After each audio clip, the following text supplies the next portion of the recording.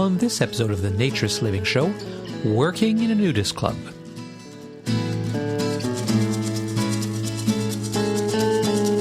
This episode of the Naturist Living Show is brought to you by Bare Oaks Family Naturist Park.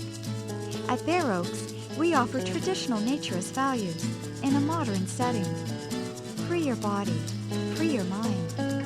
www.bareoaks.ca.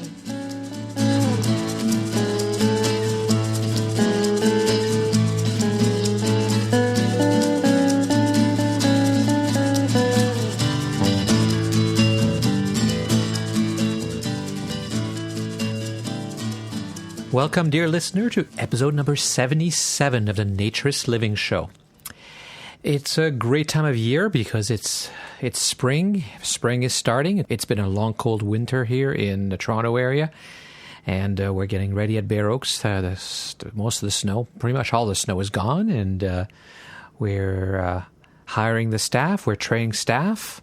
We're getting everything spruced up, cleaned up, ready. I mean, we're open year-round, but of course, the busy season is just coming up. So it's a great time of year, and we just finished the nude art nude or naked in the gallery event at the museum a week ago or so, and it was good success. We had a little over 100 people. I don't know the exact count because there were some people that were not counted in their point of sale system because they were free, but it's just over 100. A lot of existing naturists traveled from far away and from close by as well to come and see the show. But a number of new people came. One staff from the museum decided to participate, and by participating, I mean they took off their clothes and they viewed the nude art while being nude themselves to change that relationship they've had with the art. It was also a great social event, a lot of people chatting and having a good time. We had some reporters there. We had television crew from CTV. I'll put a link to the video if you want to look at it. And there was also, it's a short report, so don't get too excited. There's going to be an article in a local newspaper, and the reporter and her editor both took their clothes off and participated as well, which was really, really nice because they always fit in better. There was a Reuters photographer who took some pictures, which strangely enough showed up mostly in, I think, South America. But overall, I mean, it wasn't as much about the publicity as about having a fun event and finding new ways to live naturist values and expose, pardon the pun, others to it. So hopefully we'll do more things like this, and I'm glad that the museum was so open-minded to do it and to participate with it.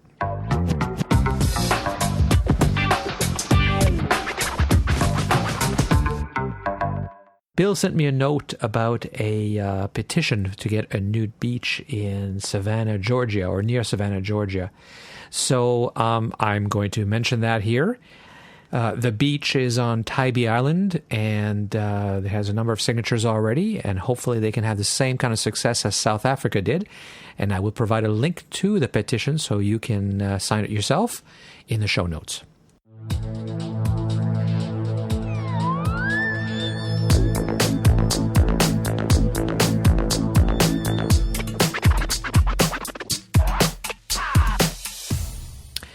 You may be a bit tired of hearing about the Four Seasons because I seem to have covered it a lot in the last few episodes, talking about the Miss Nude Four Seasons and the whole exploitive angle and the whole history there of how they did what they did. I mean, you can't deny that the Four Seasons certainly put a lot of awareness about naturism and nudism. It's certainly in the Toronto area, but really all over North America because they were quite famous, perhaps infamous about it. Of course, the debate is whether they set a good tone, whether they provided a lot of awareness of the right ideas and image. Certainly that particular, the beauty contest was quite exploitive, and that was even admitted, as you heard in the interview with the founders, Hans and Lisa Stein. The Four Seasons was really a commercial enterprise. It was certainly arguably at the time the most successful one, the largest commercially, and made a lot of money for the owners. And they expanded, and they built what are probably some of the most elaborate facilities in Canada and North America. Certainly in the end, because it was for sale, they were a bit run down. But in the 1980s, it was a pretty big operation. And as I was doing research for all this, I ran across a link that took me to an audiobook about a person, at the time she was a young woman who worked at the Four Seasons in the early 1980s, and what her experience was like. There's an ebook about it, but there's also an audiobook version, and this is how the audiobook introduces the story. Introduction. Naked. It's the way we all come into this world and how we're all going out. And yet there's such shame still associated with what naturally grows underneath our clothes. We spend our teen years imagining each other in the buff, but the thought of actually walking around in front of each other without protective layers of clothing, well, that's a different story. In the summer of 1980, at the height of my personal insecurity history, I took a seasonal job at Four Seasons Nature Resort in Freelton, Ontario, just a few minutes' drive out of Hamilton, Ontario, on Highway 6 North. My little town of Smithville offered few options for summer employment. While the luckiest of my high school friends could hope to flip burgers or watch little kids make finger paintings at day camps, I spent my days and nights in very close quarters with all shapes and sizes of naked strangers. Along the way, I discovered the reasons why people joined a nature resort were as varied as the individuals themselves. Getting back to nature was the quick and easy answer most of them gave, but there was a lot more going on that you would only be privy to if you were a resident. Did I mention that it was a live-in job? Well, it was.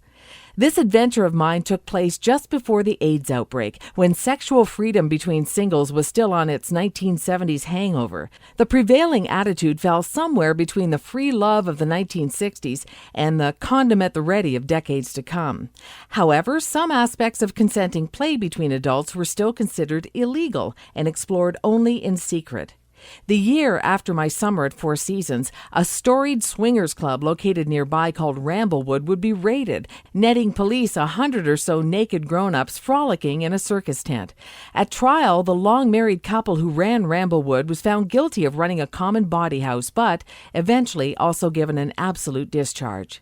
In light of all the sexual liberties that abound today, it's almost amusing to think that a rural encampment for grown-up consenting sexual encounters drew so much legal attention. These days, in Ontario at least, swinging is legal, and there are several clubs the so inclined can join. Ramblewood members paved the way. Four Seasons Nature Resort was no Ramblewood. Expensive and expansive, it boasted a natural lifestyle for guests and their families. It wasn't about sex, they said. Members paid a premium to enjoy the perfectly legal and incredibly beautiful surroundings in privacy and some luxury. The bill of goods we are sold by naturists is that being nude is very natural and a reminder that we are part of nature. Free from the confines of clothing, nudists feel permitted to be themselves and to enjoy their lives apart from the wrappings that humans have created. Covering up the body covers the spirit and blah, blah, blah. Many nudists are honestly seeking a kind of oneness with nature. For many others, however, there is a whole other layer to their decision to join the lifestyle. And those are the people, the ones who lived on the fringes of normal society, I decided were worth telling you about in this memoir. My parents aren't naturists, far from it. The only mention of nude resorts in my presence came when I was a child, and my father's business partner set up house with a former Miss Nude World. Suzette was a beautiful, confident woman who seemed to choose any opportunity to bare her body. I saw her freckled, natural breasts on more than one occasion, and even as a child I knew she was a show-off. She had won her sash at the very resort where I would spend the summer years later, but she really had nothing to do with my decision to work there. The nudism aspect of her past was an abstract, never spoken about in detail or practicalities. Kids have a million questions that never seem to get answered. How did people walk around naked all the time and get anything done? Where did a man put his wallet? And above all, why not put on clothes like everybody else? The Four Seasons I knew was a beautiful place, clean, spacious, and classier than you might imagine. This is the story of what happened that summer. Some names have been changed, in some cases to protect identities, and in some cases because I simply can't recall the actual names. Over the years, I'd meet someone who had been to the resort as a guest, and they'd giggle as people gathered around to hear their tales of what went on behind the mysterious gate. Nothing a person on a day pass has seen can possibly compare to what I experienced as a resident. I've been cajoled, prodded, bugged, and begged to tell the whole story, but I've only ever parceled it out a bit at a time. For the first time, this is as much as I can remember the way I remember it. I hope you enjoy it. So the author of this story, and the person, of course, who worked at the Four Seasons in the early 1980s, is Lisa Brandt. And Lisa, I decided I wanted to hear the story, so I did order the audiobook from Lisa and listen to the whole story. It is available in ebook format as well, but these days I seem to be traveling a lot, so I had more time to listen to an audiobook as I was traveling and driving to different places, which is why I decided to get the audio version. And I did listen to the whole thing. It was in a way, it was sad because she did not experience what are, in my opinion, the true values of naturism, and as a result, her impression of the whole movement is not as good as it could be. But on the other hand, it was also entertaining and interesting enough to read, and I decided to give her a call. And because I did find her, I did track her down and gave her a call. And so we had a little bit of discussion about the book and her experience. You know, it was an interesting book, and I read it, I listened to it with a mixture of kind of sadness, because I don't think you really got the right impression of what naturism or nudism is supposed to be about. But it was still a very interesting story, and I enjoyed it. Was that your only impression you got of the naturist/nudist movement? Well, it kind of was. I do know what a lot of people get into naturism for, or why they're there, but had I gone to Four Seasons for that summer and just met people with a totally ethical, run-of-the-mill, boring point of view, it wouldn't have been much of a story, would it? No, true enough. So the fact that I happened to meet so many unusual people in such a concentrated period of time did give me this impression of that summer there. However, I do know, I've read a lot about it and met some other people who are naturists, and that there's an awful lot more to it than what I experienced. So it's been about 3 decades since that you had that experience. Have you encountered any more naturism? Ever been to a nude beach or anything like that since then? I was at a beach that wasn't nude that people thought was nude. That was in Mexico. That was interesting. I actually, being in media and having worked in Hamilton and Toronto years after my summer there, I met a lot of colleagues who had been to Four Seasons for Miss Nude World, others that had been to other parks and camps on invitation just to see what it was about. And of course, to them, it was a big giggle fest and something that, a story they could tell for the rest of their lives, which, of course, I always trump by saying I lived at one for a summer. But, I didn't really meet too many people. I can't think of any who were devoted naturists that I got to know. I just don't, it's not my world. And, I just don't tend to run into these people, or else the conversation just doesn't come up. Yeah, fair enough. And sometimes that's my frustration. I'm obviously very aware of the movement. But when I'm having a conversation in Toronto, for example, with somebody, and I tell them, and they say, I didn't know places like that existed in Ontario. And I think, yeah, well, they've been around Ontario since the 50s, 30s, actually, in some cases. Yeah. I have signs on the highway. I've been on all the radio and television stations, and still people don't know it exists. I guess that's the challenge from a marketing standpoint. But, I'll give you an analogy. I bought a Kia Soul last year, and until I bought my Soul, I didn't notice Souls. Now I see them everywhere. And I think that if it's something that's just not in your radar, it's tough to break through and put it on someone's radar.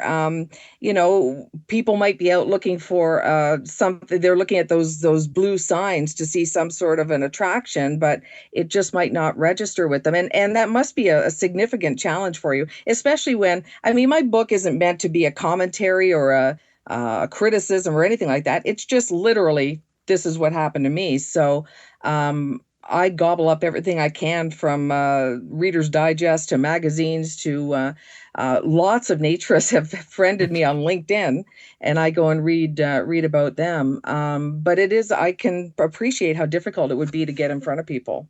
Yeah, and I didn't see it as a criticism. You're actually not particularly critical, and you leave the door open in the book for that there's other ways of looking at it. I assume that you were there for several months. You told all the juicy stories, but there must be more to it as well.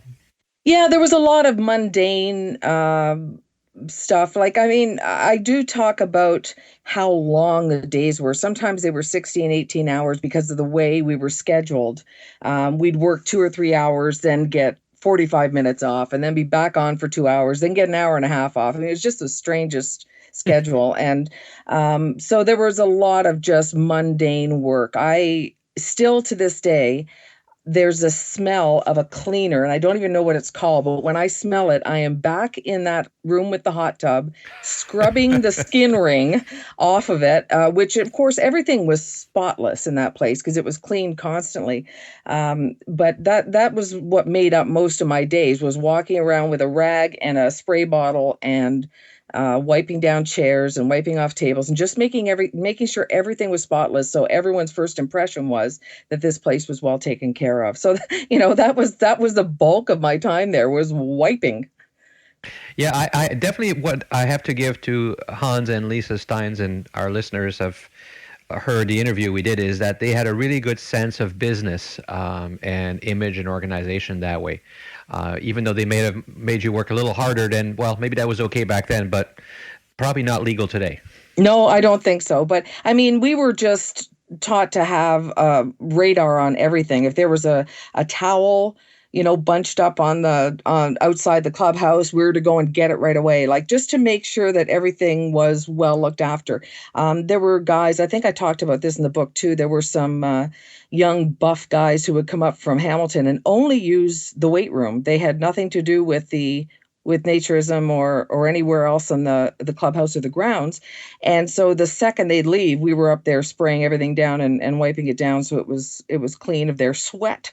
It was just something that they were very serious about the business. And I didn't have a lot to do with Hans and Lisa. Of course, I would recognize them both today easily, but they delegated everything to their son, who then was our manager and kept us hopping.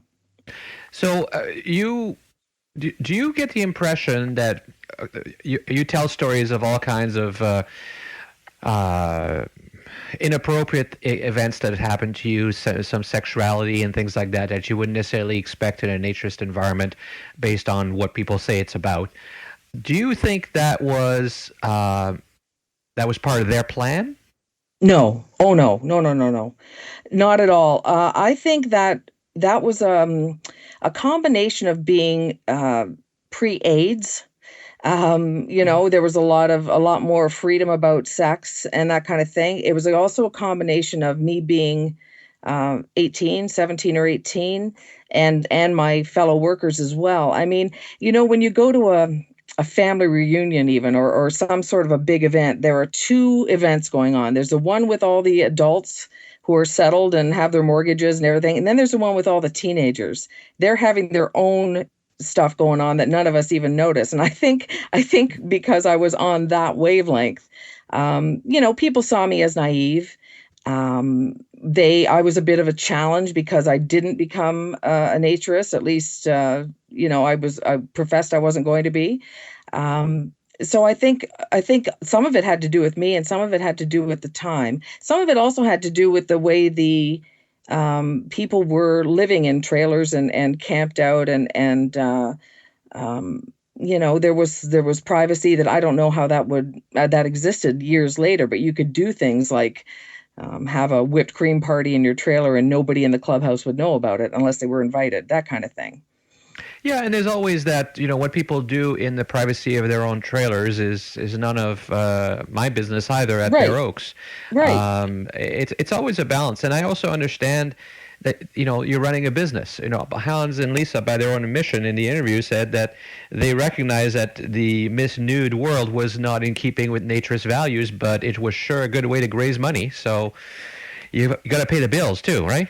Well, that's right. And raise awareness because coincidentally, one of my father's business partner's girlfriends was in Miss New World. In fact, I think she won the one year when I was a kid. And, so that was really the only mention of anyone being nude in my family life. And it wasn't a laugh and point thing either. It was just kind of this is what she does and we just don't, Right.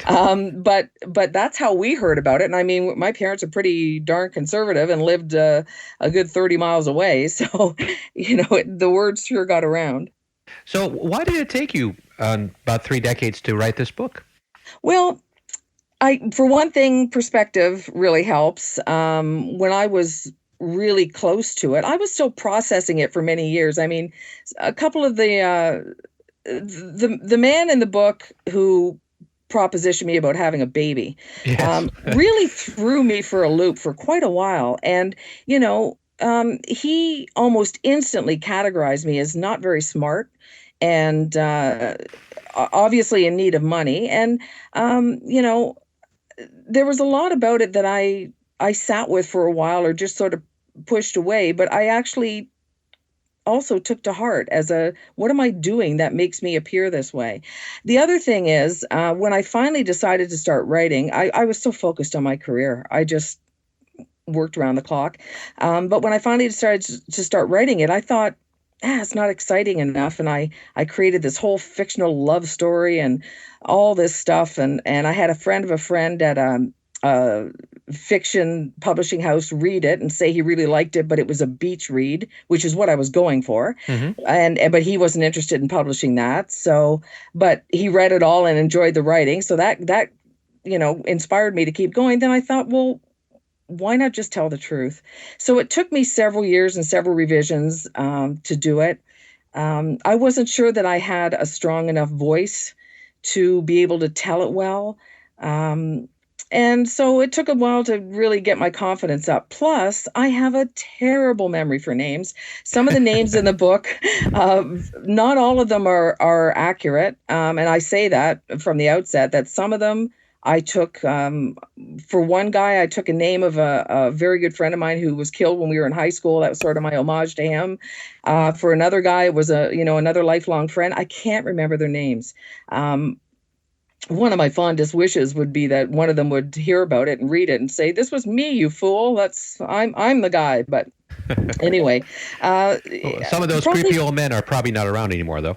No, they don't need to contact me. But the guys that, especially the one who ended up with my entire record collection.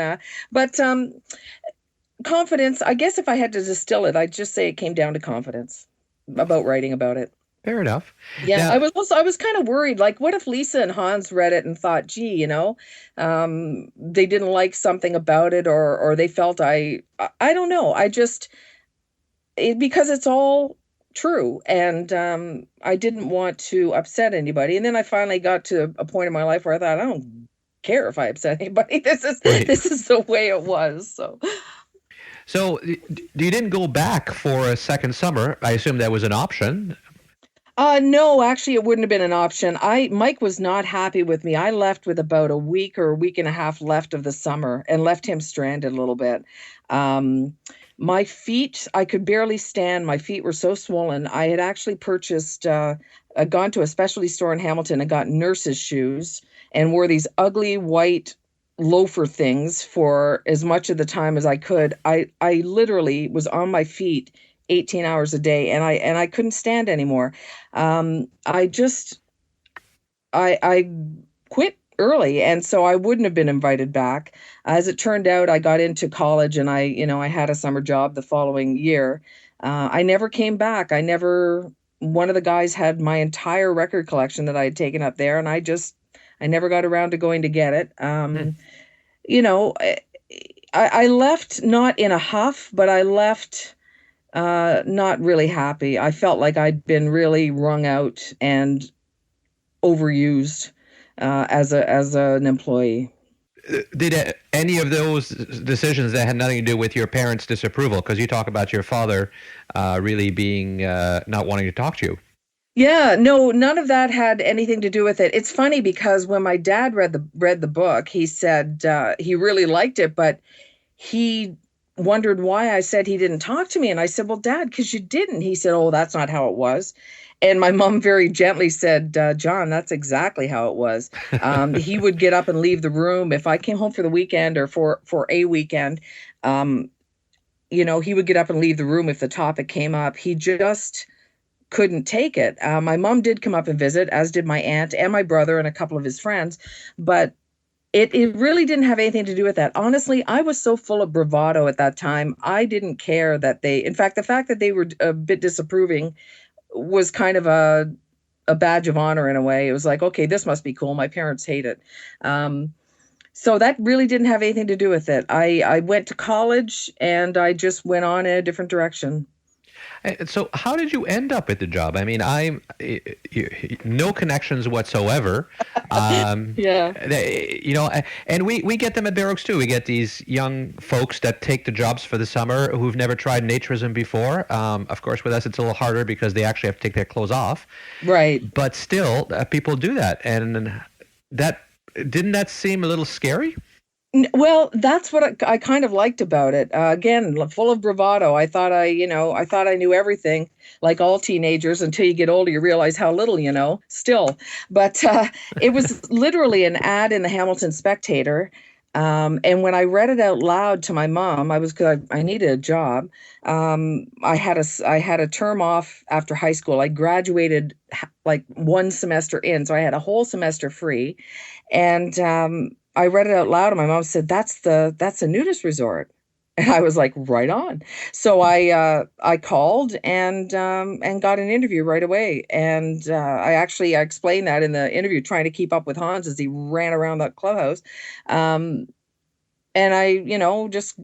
that's as simple as it was. Interview, job. Next thing you know, I'm moving up my stuff. So was that your first job? No, I worked for my dad's company many, many years, and then I had a job working in a variety store in our little town of Smithville that just went horribly awry.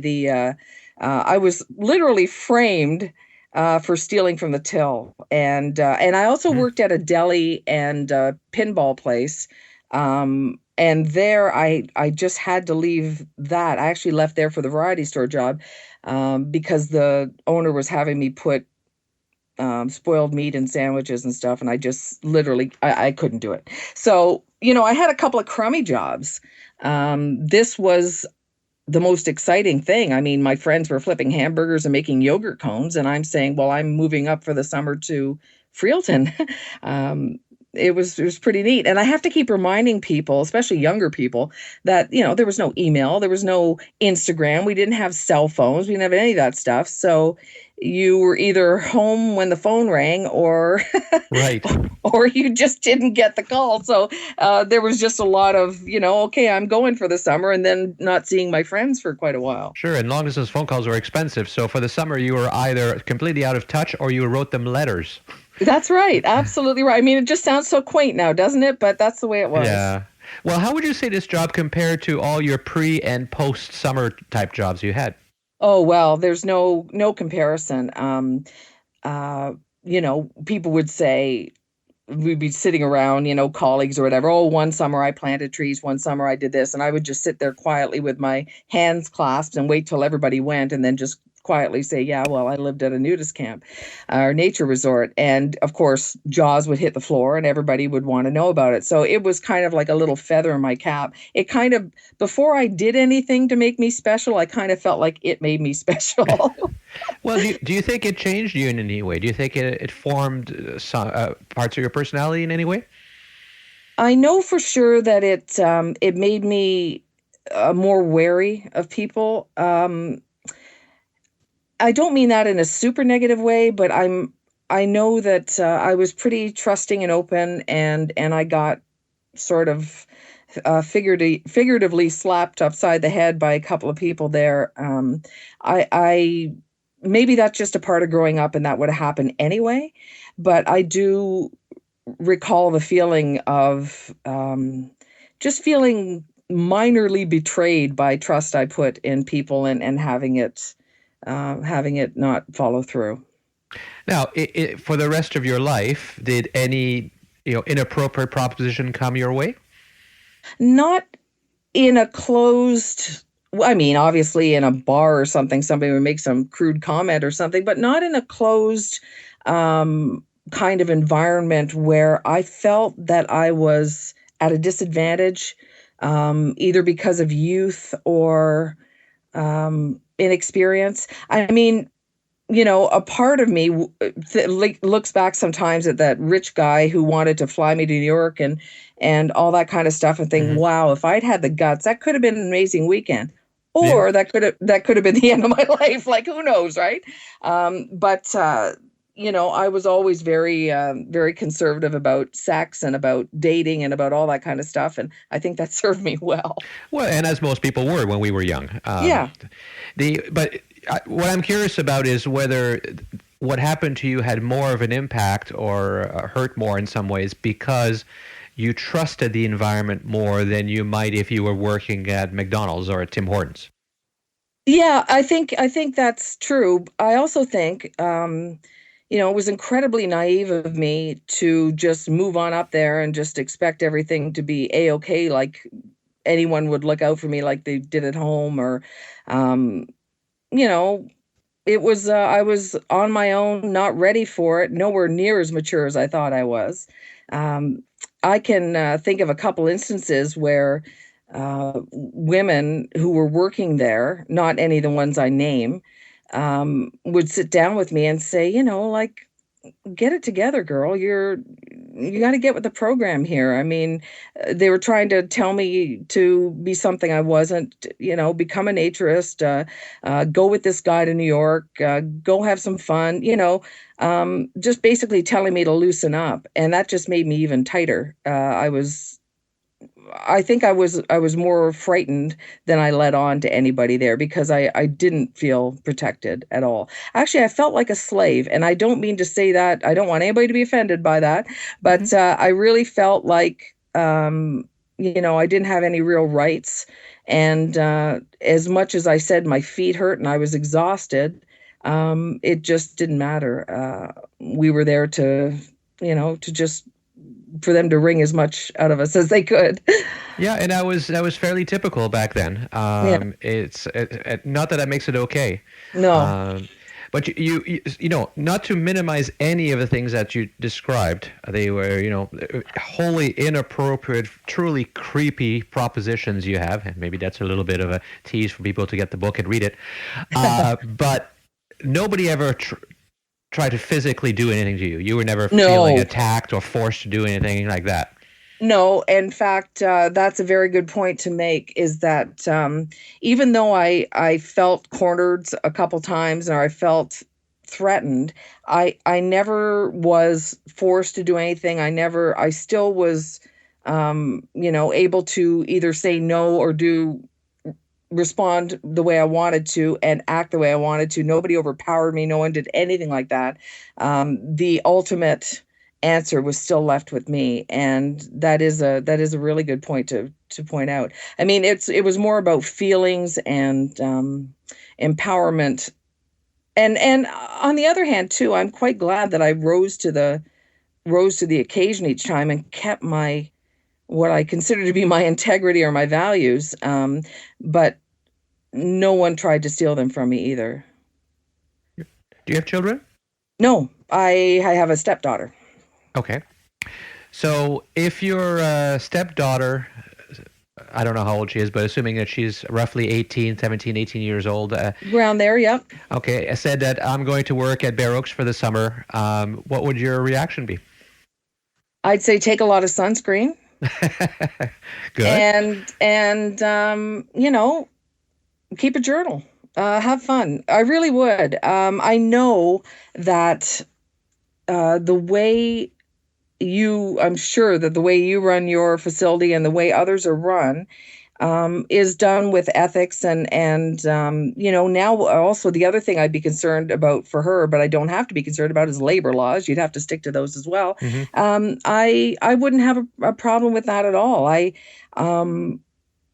To each their own, and I think it would be an incredible experience for her. No, I wouldn't hesitate at all.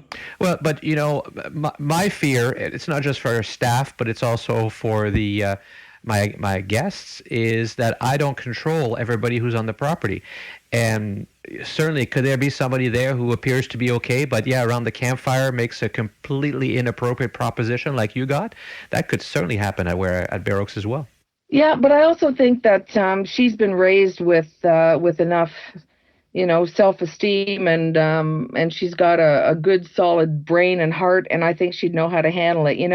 I think the solid foundation is the reason I also didn't cave in on anything that I want. In fact, I dug my heels in so strongly. I might have become a naturist, who knows? But I just, it was almost like a dare. I dug my heels in so strongly. I think Kaylee, my stepdaughter, also would be, very firm in her beliefs and her way she want to operate. And if that meant she wanted to spend her entire life at a nature camp doing whatever she wanted to do, well, that's her choice. It's her life, and honestly I see nothing wrong with it. It's just not for me. So if the job that you applied for said that nudity was required, would you have not gone for it? I wouldn't have gone for it. No, I was so self-conscious about my body. Honest to goodness, I look back at pictures of me and I think, you were adorable. But at the time, I thought I was a whale. I looked in the mirror and saw, Free Willy. I had terrible, terrible body image, terrible self-esteem. Really, my overriding thought was, who would want to see me naked? That's honestly what I thought. And although I know we there weren't supposed to be any value judgments put on people's bodies and all that kind of stuff, we would sit around eating our lunch and see somebody walk by, and the guys would make gagging noises, when they were out of earshot and stuff like that. I mean, we were kids. We'd be fired if we ever did anything dumb like that in front of somebody, but we were kids and we did put value judgments on people. And my thing was, who'd want to see this naked? So that was it was all about me. Yes, but on the other hand, it's really unfortunate because what naturism is supposed to be about is that you don't care, and that doesn't matter. And I'd like to think at Bear Oaks and some of the other places, it's more about that, and people are made more comfortable. At least that's what they tell me.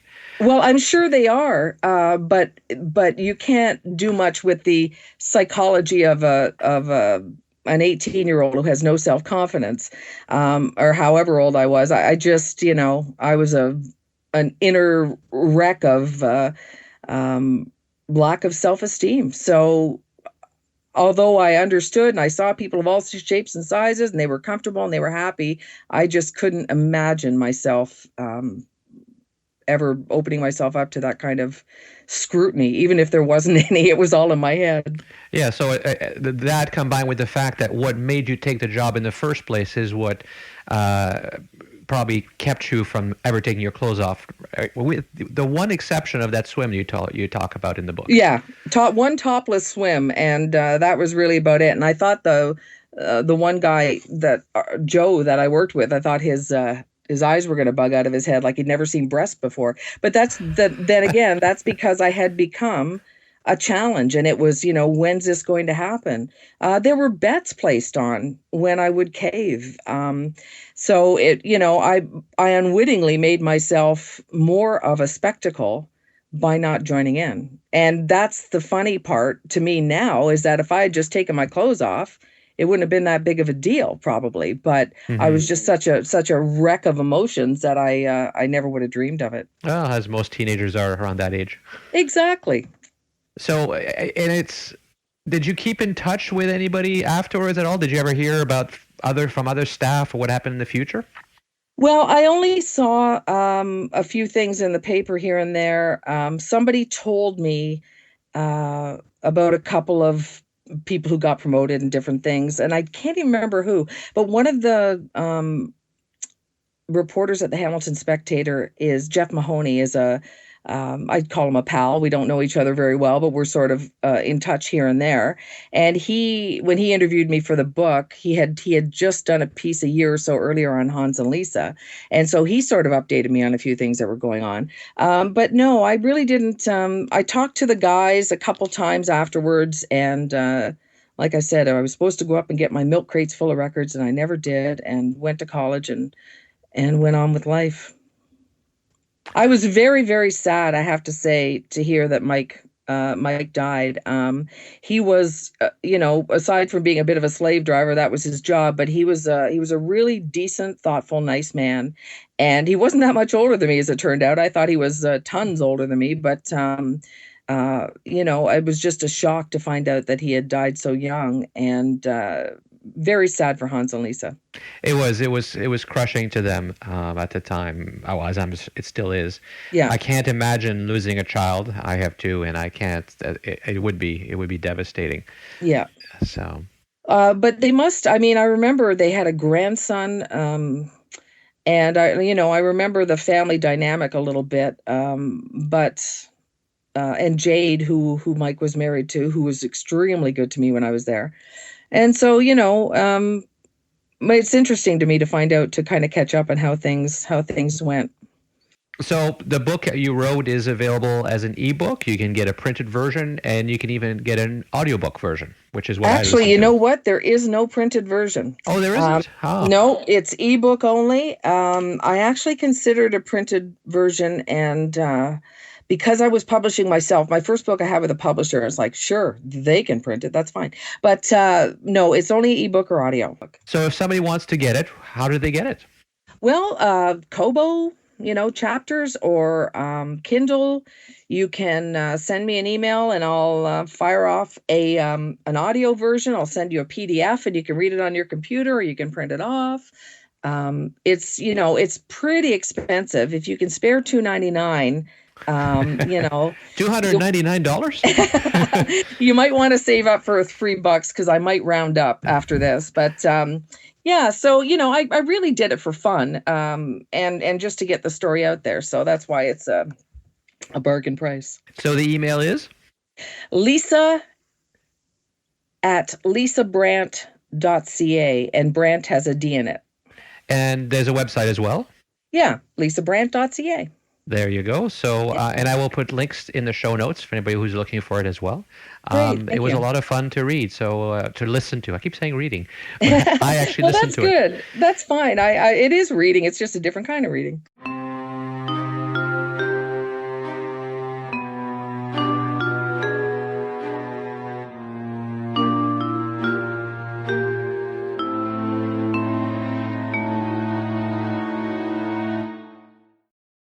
So if you've been listening to the show for a long time, you know that at Bare Oaks we have a lot of young people that come and participate, and they have a positive experience, and they love it, and they enjoyed it, as do our guests. And it is about body acceptance, and it is about respect for ourselves and for others, and living a more natural life. It's a true ethical naturism I always talk about. So that's why it's a little sad to hear that Lisa had this experience. But on the other hand, we're doing our part, and certainly there's no reason that working in a naturist environment can't be a very positive, rewarding experience as it is at Bare Oaks. So hopefully Lisa will have heard about that, and hopefully those who have been to Bare Oaks and those who have worked there as well will spread the truth about what the movement is really all about.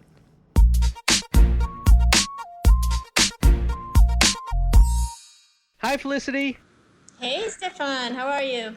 I'm great. I'm glad I'm back. Well, I'm not glad I'm back. I had a really good time in Saint-Martin Club Orient. It was beautiful and warm. But it's nice to be back and start getting things ready for the summer. Yeah, I'm so jealous, but spring is on its way, we think. It snowed here like Oh. 2 days ago. Yeah, it was snowing yesterday, actually. It was like, it wasn't heavy, but it was snowing, and we're like, what is this? We're done. We're done. No more.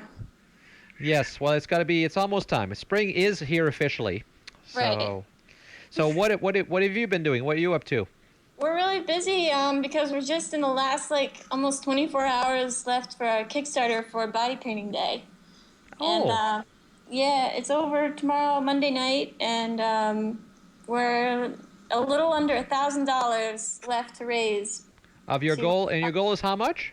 Our goal is 10,000. Wow, you've done really well. Yeah. Well, by the time people listen to this, you will either have made it or not made it. Right. Yeah. Hopefully we'll be able to say we were funded and on our way to creating an even bigger event this summer. So, July 18th. Where's the money going to go to? I mean, there's a lot of costs associated with this kind of event. I mean, there's security, insurance, a bus ride to get from one place to another with all the models like we did last year, and so on and so forth. Good. And so what happens if you only get 9,500? We quickly call up a friend who has $500. Yeah, because I guess with Kickstarter, if you don't hit your goal, you don't get any of it, right? Yeah, it's all or nothing. Yeah. Oh, wow. Yeah.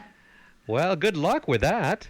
Yeah, we're doing good. We're doing good. We got so many donations in the past couple of days, and the nudist community has like really been coming out for us, and we've gotten so much support there. So it's really nice, and I want to thank all of the listeners of this podcast who have donated. We love you, and you're awesome. Nice, nice. So things are going really well then. Yeah. And then I'm also getting ready for my trip to Florida in 2 weeks. I'm going to Sunsport Gardens for their Young Naturist Fest, April 10th to the 12th. Oh, very nice. I was just there at the beginning of March, and had some just one night with Morley, and we chatted and had a good time. I really like him. Yeah, he's one of our good friends. I actually have taped an interview with him as well for a future episode of the podcast. All right, yeah. I look forward to hearing that. It should be interesting. Good. Well, it sounds like everything's going really well. I'm kind of surprised because, having read you had a blog post where you sounded a little bit beaten by some of the people. Yeah, there was some drama. There was, on the same weekend, 2 events scheduled in Florida, 2 Young Naturist events, and we had people spreading these rumors about us, and it was just getting out of control, and we needed to address it finally. We didn't want to, we kind of made that clear, and maybe that made people not even want to read the article, because, like, why do we even have to do this? But I don't know, some people have nothing better to do than just talk crap about people and spread rumors, and people were like just sending us angry messages, like just making accusations, like I don't like what I'm hearing about you guys, and I don't want to be associated with you anymore, and like that was it. And then it wasn't even like asking us what happened, what's our side of the story, is this even true? They just were totally accepting these rumors as fact, and it was just getting to be too much. So, well, the comments that you received on your post were very supportive. Yeah, that was really nice. That, I guess, it shut up the haters. Yeah, I was surprised. I was expecting some angry comments, and there was one, and then the person quickly deleted it. So I guess they realized the error of posting such a comment. And it was like directed at Bill Schroer, I think. It was like this really angry, nasty comment towards him. Yeah. But, Bill is also a friend of ours, and he was like posting very supportive things. And people were very supportive, and it was nice. And hopefully, like, that's, old news, going to be old news soon, and just we can move on and get back to what we want to do. Yeah, well, I mean, I do believe, that we all have to be open to criticism, and we have to accept it. but there are some people who seem to be more into just being negative and not very constructive in what they say. Of course, yeah. I mean, we'll admit when we're wrong, and we're open to criticism and when we've made mistakes and such. But I mean, these people aren't. They're just like spreading rumors, and it's not. And of course, we always try to communicate openly. And that seemed to be the only way we could do that this time, was to write a public post. Mm-hmm. I think what you saw is that most people, though, that follow you regularly are supportive, but they don't say much most of the time. Yeah. I mean, we do get an email, a really nice email once in a while, from someone who's like, "You guys are doing such great work. Keep it up.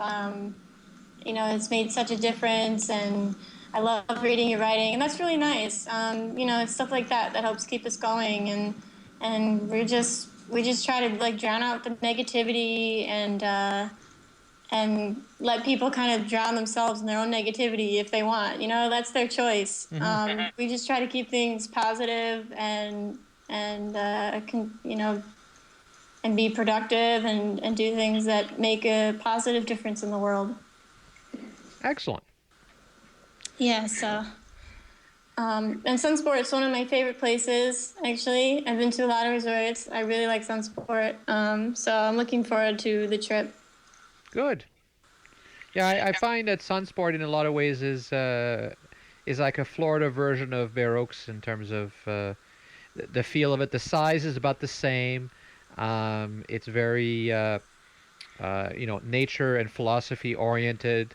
Yeah. So it has a bit of that. It's just they're lucky that they have warmth all year round. Although they didn't think so when I was there. They thought it was cold, and I was going, "This isn't cold." Yeah, I would compare it to Bear Oaks also in that way.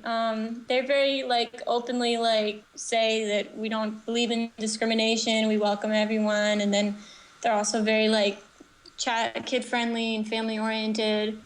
And it did, you know what? When we were there, it just reminds me of after we went there after the nude cruise 2 years ago. It got freakishly cold at Sunsport in February, and we were freezing. And Jordan spent the whole night in the hot tub. Turn into a prune. Yeah. Oh, it was crazy. It was freezing cold. But hopefully it's going to be nice weather in April. I'm looking forward to it. And I'm sure it's going to be much warmer than here. Good. And what else is coming up? We're still working out our summer calendar and planning 2 gatherings again at Goodland Country Club. Hopefully over July 4th weekend, Labor Day weekend. Haven't officially announced yet, but that's what we're working on. Excellent. And is there any growth in YNA? Are there any new chapters opening anywhere? There is, as far as membership. We've been getting a lot of new members, and we're not actually doing new chapters anymore, just because we've had some people kind of sign up to do it and volunteer, and they're all about it, and then they kind of drop off, it's too time consuming, or it was too much effort, or they just weren't the right fit to do it. So we're basically telling people people should contact us if they want to start an independent group, because we're totally willing to give advice and help promote it, and establish a partnership when it works and that sort of thing. I hope you have a lot of fun in Florida, and I'm looking forward to the report next month when you come back. Yes, definitely. So it took me a few weeks after I last talked with Felicity about this, and I can confirm that they indeed reached their goal for the Body Painting Day. So Body Painting Day on July 18th is on in New York City. So take a look on the YNA website at yna.me if you want to participate or just learn more about it.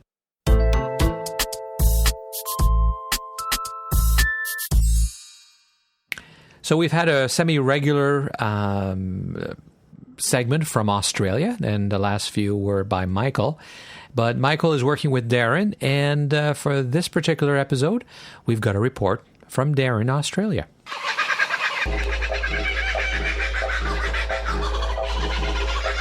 Hello from Queensland. My name's Darren, and I'm here with Marion and Lisa.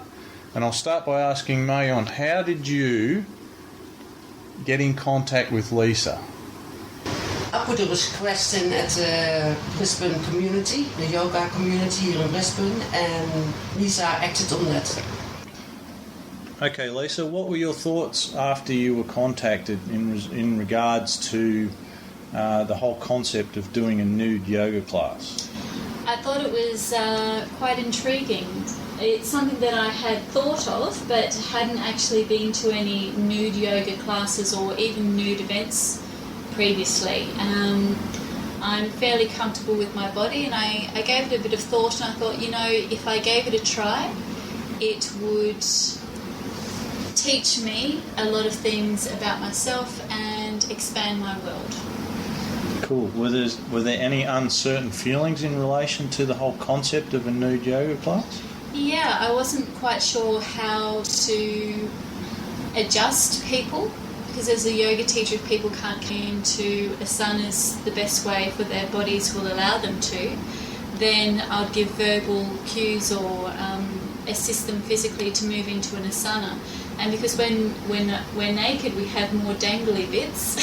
I wasn't quite sure how some of the asanas would work, so I talked about it with a couple of my yoga friends, and we just thought it would be best that everyone could just adjust themselves, and verbal cues and physical cues if the verbal ones weren't really making it big enough of an impact, really.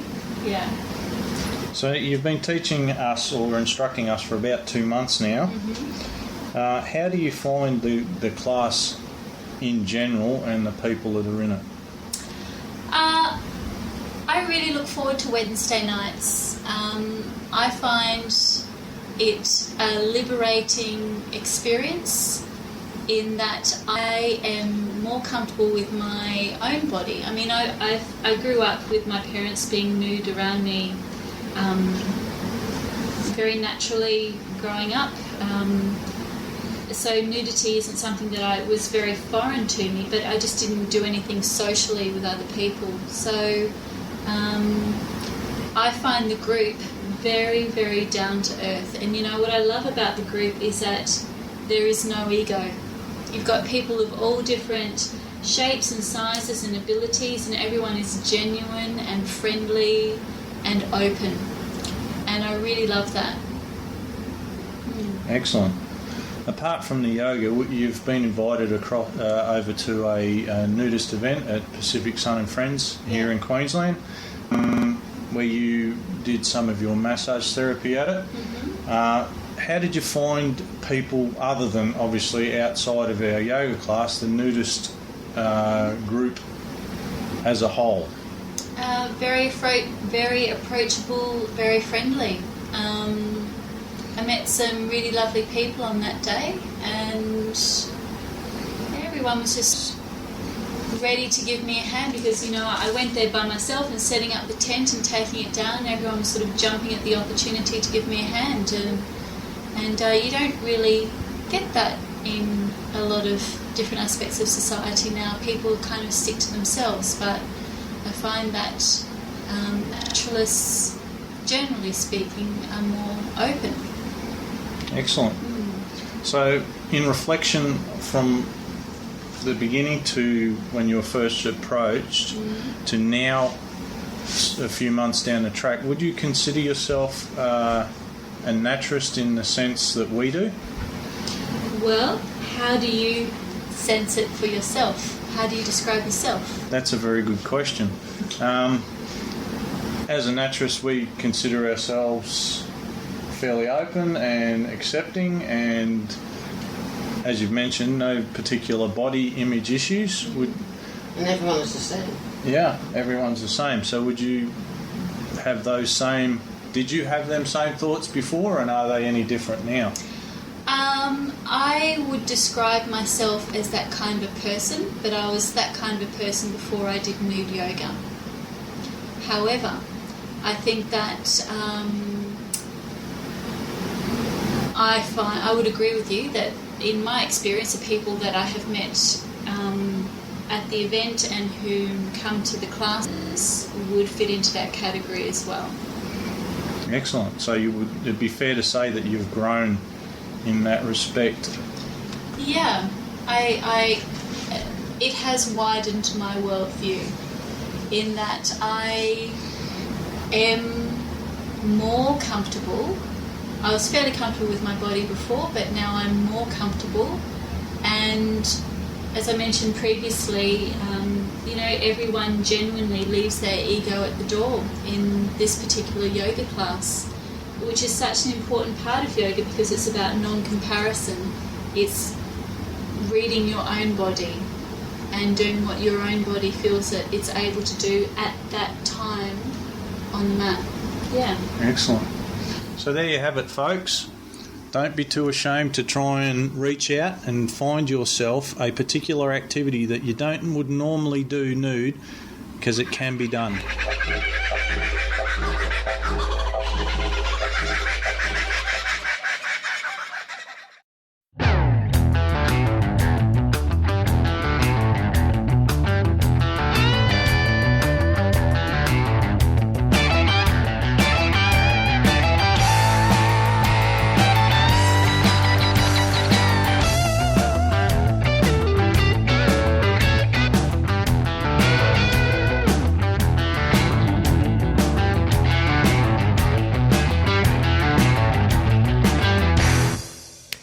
Well, that's all for this episode of the Naturist Living Show. Thank you, as always, for listening. My name is Stefan Deschein, and I was your host for this podcast, and I'm the owner of Bear Oaks Family Naturist Park. And you can find links to all of the items that I mentioned or that others mentioned in the show.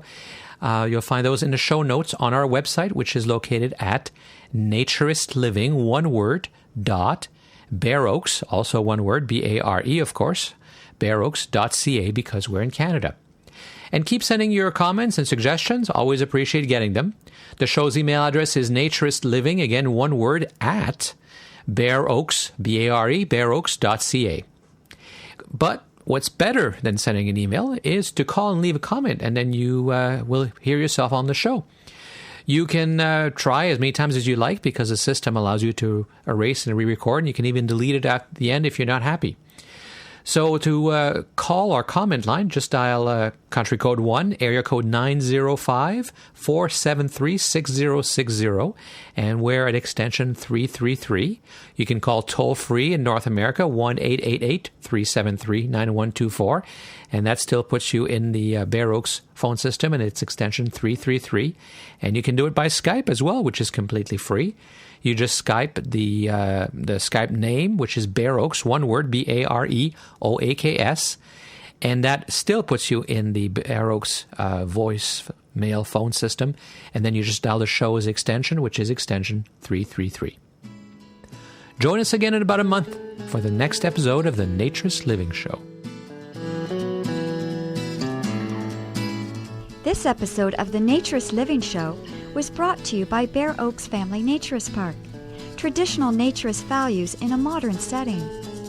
Traditional values means that naturism is more than just taking your clothes off. It is a life philosophy with physical, psychological, environmental, social, and moral benefits.